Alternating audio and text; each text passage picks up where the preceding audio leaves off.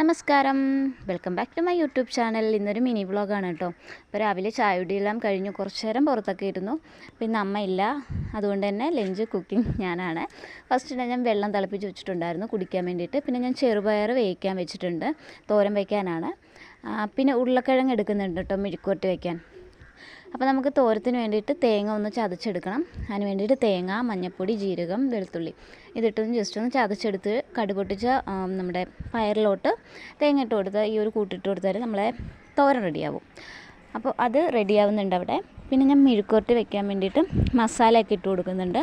നമ്മുടെ കടുപൊട്ടിച്ച് നമ്മുടെ ഈ ഉരുളക്കിഴങ്ങൊക്കെ ഇട്ട് മസാലയൊക്കെ ഇട്ട് കൊടുത്ത് നമ്മുടെ മെഴുക്കുവരട്ടി റെഡിയായി.